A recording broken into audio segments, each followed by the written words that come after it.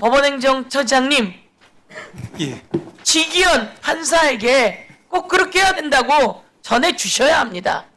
지기현이 무슨 일이 있었는지 낱낱이 수사에서 드러나게 될 겁니다. 근데 지기현이 풀어줬잖아요. 조희대 대법원장이 정치에 개입했잖아요. 조희대, 대한민국의 대법원장입니다. 조희대가 대한민국 대통령 선거에 어떻게 개입하려고 했었는지, 정치에 개입하려고 했었는지 낱낱이 밝혀지게 될 것입니다.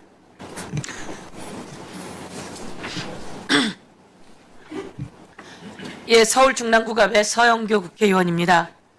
어제 이재명 대통령이 한미 정상회담한 거 여러분 보셨죠? 얼마나 걱정이 많았습니까? 트럼프 대통령이 우리에게 무엇을 억지를 부리면 어떡하나? 그러면 대한민국은 어떻게 하나? 걱정이 많았습니다. 그런데 이재명 대통령 참 잘하지 않았습니까? 그런데 트럼프 대통령이 정상회담을 하기 직전에 그런 얘기를 올렸어요. 숙청 이런 이야기도 올리고, 누군가는 트럼프 대통령에게 잘못된 정보를 넣어주고 있는 사람이 있다는 거죠. 그렇지만 확신해서 올리지 못했던 것은 대한민국의 윤석열 정부가 얼마나 잘못한지는 알았기 때문에, 그걸 이재명 대통령의 설명을 듣고 바로 오해였다고 이야기하면서 이재명 대통령은 아주 위대한 사람으로 성장할 것이고 우리와 함께 좋은 날들을 맞이할 것이다, 이렇게 트럼프 대통령이 이야기했어요. 그렇게 하기 참 쉽지 않은데 여러분 참 다행스럽게 잘하지 않았습니까? 저는 대한민국의 대통령은 그래야 된다고 생각합니다. 국민이 걱정했던 걸 해결해오고, 아니 그것을 해결하려고 애쓴다고 되는 일은 아닙니다. 그럼에도 불구하고 잘 해결해오고 대한민국 국민에게 걱정을 끼치지 않고 국민이 낸 세금에겐 이자 돌려 보태줄 수 있는 그런 정치하는 사람이 저는 중요한 지도자라고 생각하는데 동의하시죠? 예, 우리는 이 법사위에서 참 수많은 일들을 겪었습니다. 그런데 또 충격적인 일들이 있습니다. 윤석열 구속됐고 윤석열 부인도 구속됐고 심우정은 압수수색당하고 박성재 압수수색당하고 그리고 모두 다 구속되고 있습니다. 일장춘목입니다. 권력을 함부로 써서는 안 되는 거죠. 정의롭게 써야 합니다. 법원행정처장님, 예. 지기현 판사에게 꼭 그렇게 해야 된다고 전해주셔야 합니다. 지기현이 무슨 일이 있었는지 낱낱이 수사에서 드러나게 될 겁니다. 조희대, 대한민국의 대법원장입니다. 조희대가 대한민국 대통령 선거에 어떻게 개입하려고 했었는지, 정치에 개입하려고 했었는지 낱낱이 밝혀지게 될 것입니다. 이와 관련해서 법원행정처장께서는 구속 취소에 대해서 꼭 상급심 판단을 받아봐야 한다라고 이야기했던 그 말 저희가 잘 기억합니다. 그런데 조희대의 판단에 대해서는 제대로 말씀하지 못하셨어요. 저는 지금이라도 법원행정처 처장으로 국민을 향해 무슨 말을 해야 될지 판단해야 된다고 생각합니다.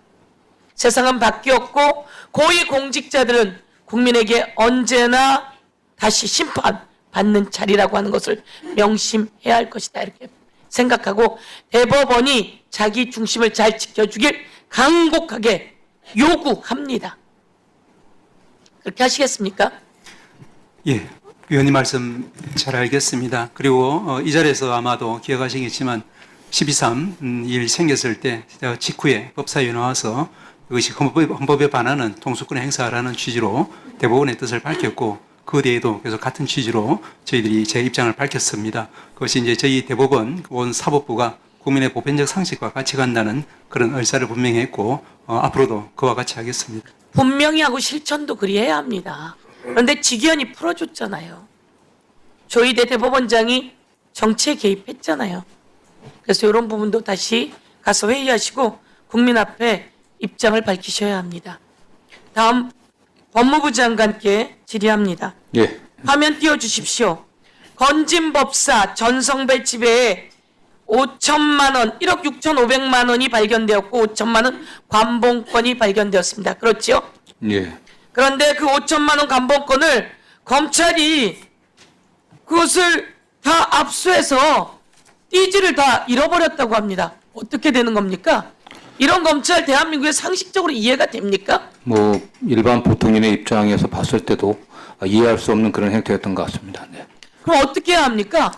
저희들이 처음 저도 사실 죄송하지만 보도를 보고 알았습니다. 그 면에서 제가 늦게 알게 된 것은 송구하게 생각합니다. 다만 보고를 받지 못했는데 언론 보도를 보고를 받은 직후에 법무부의 간부 회의를 수집을 해갖고 이 사건이 매우 엄중하다는 걸 갖다 인식시키고 그에 따라서 법무부에 직접 감찰을 하려고 했지만은 법무부의 감찰관과 담당관이 부재한 상태이기 때문에 부득이 대검에 즉시 감찰을 지시하였고 이 사건은 그냥 넘어갈 수 있는 사건이 아니니까 즉시 문제가 발견되는 즉시 수사를 해야 된다는 점들을 주시켰습니다. 네. 김건희와 아주 가까운 전성배, 건진의 집에 1억 6,500만 원이 있었답니다. 더 많은 돈이 있었을 것 같아요. 그리고 화면에 띄워진 것처럼 거기에는 바코드가 있습니다. 충분히 저 돈이 어디에서 흘러 들어왔는지 우리는 밝혀내야 합니다. 그것을 밝혀내십시오. 아시겠습니까? 네, 중요한 것은 왜 중요합니까? 저것은 검찰에 가서 띠지가 없어진 거예요. 띠지를 없앴는데 누가 하위 직급의 직원이 저걸 띠지를 없애고 그대로 있을 수 있습니까?